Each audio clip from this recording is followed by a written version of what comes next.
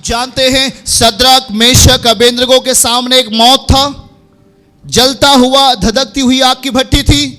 उसने कहा अभी भी झुक जा, उसने कहा अभी भी तू झुक जा। उसने कहा नहीं। हाथ तो उठा के बोलो, बोलो। क्या आप साहसी हैं? क्या गलत चीजों को अपने जीवन में नहीं आने दे? हाथ उठा के बोलो नहीं। और राजा ने कहा इसे डाल दो, और लिखा है उसके हाथ पांव बांधे, पूरी तरीके से बांध दिया गया। और डालने वाले लोग बहुत ही मजबूत थे, और जो डालने के लिए गए पहले वही मर गए। ध्यान से सुनो, बाइबल कहती है जो भट्ठे में डालने के लिए जो लोग गए वही पहले क्या हो गए?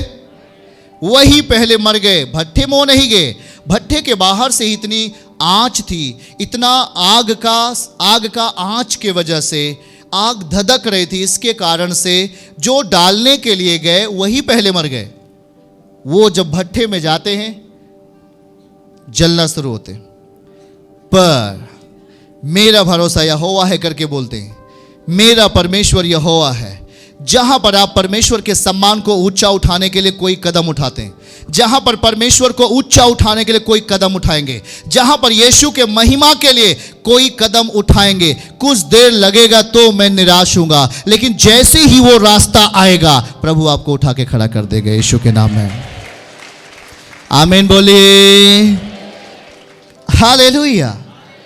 रिस्क आपके जीवन में, आपके ऊपर दबाव आता है बुराई करने के लिए, आपके फैमिली में गुनाह के पाप करने के लिए आपको शैतान अवसर दे देता है।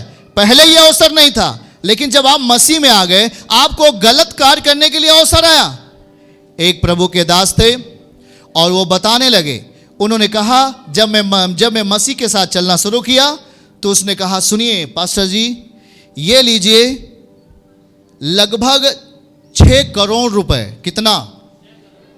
ये 6 करोड़ लीजिए और हमको थोड़ा से कुछ लिख कर दे दीजिए।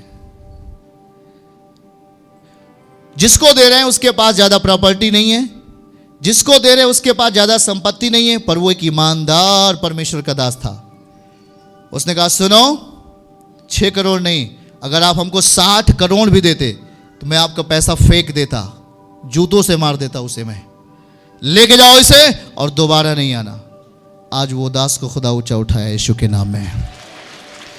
आपको जब आप बढ़ना शुरू करोगे शैतान का दबाव आएगा। जब आप किसी चीज का फेस करोगे, सामना करोगे, आपके ऊपर शैतान लालच दे सकता है, आपको लोभ दे सकता है। उसको लग रहा है ना ये बेटी प्रार्थना में बढ़ रही है, ये बेटी प्रार्थना में बढ़ रही है, ये बहन प्रार्थना में बढ़ रही है, ये भाई प्रार्थना में बढ़ रहा है, ये अपने लक्ष्य को प्राप्त कर लेगा।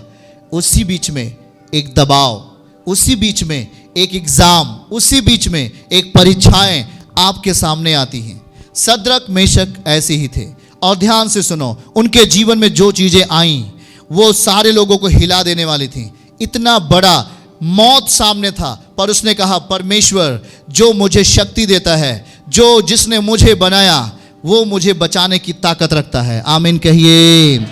मैं फिर से बोलता हूं, जहां पर आप परमेश्वर को ऊंचा उठाने के लिए दुख को सहते हैं, जहां पर यीशु को ऊंचा उठाने के लिए आप दुख को सहते हैं, जहां पर यीशु को महिमा के लिए आप ताड़नाएं सहते हैं, आप गालियों को सुनते हैं, आप तमाम बातों को सुन लेते हैं, मैं कहने वाला हूं, जिसकी ओर से, जिस व्यक्ति की ओर से, जिस फैमिली की ओर से, जिस अधिकारी की ओर से आपके जीवन में ताड़ना आ रहा है, प्रॉब्लम आ रही है, आप उससे ऊंचा होने जा रहे हैं यीशु मसीह के नाम से।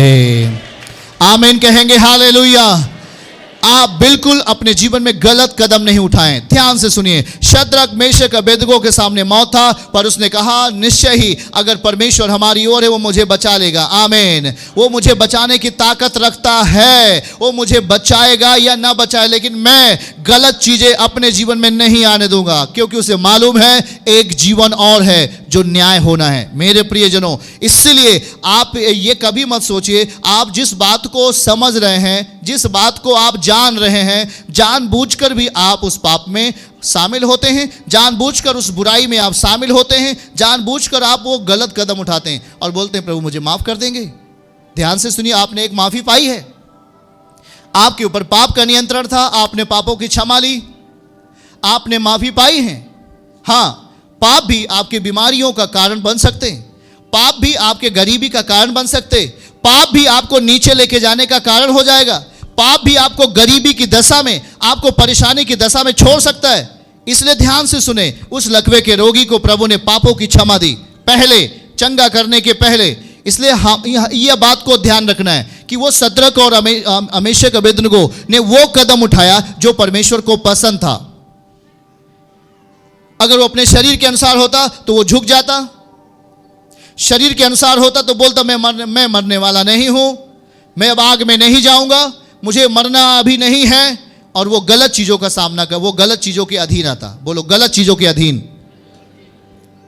गलत चीजों के अधीन, अधीन, गलत चीजों के आप अधीन आओगे, आप हर चीज अपने जीवन में गलत पाओगे। इतना सोच लो, हर काम गलत होगा, हर बातें गलत होगा, हर रिश्ते गलत होगा, हर प्रयास फेल होगा।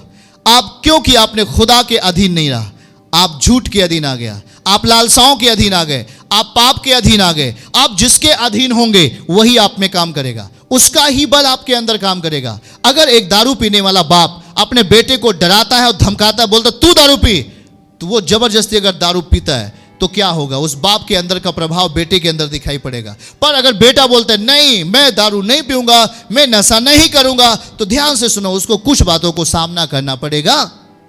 सामना करो, पर वो नाश नहीं होगा। सामना करो, फेस, सामना करो, आप नाश नहीं होंगे। आप लड़ो, फाइट करो, शैतान हारेगा, आप जीतोगे यीशु मसीह के नाम में। यीशु आश्रम मिनिस्ट्रीज की हर लेटेस्ट अपडेट को पाने के लिए हमारे YouTube चैनल को सब्सक्राइब करें और नोटिफिकेशन पाने के लिए बेल आइकन को जरूर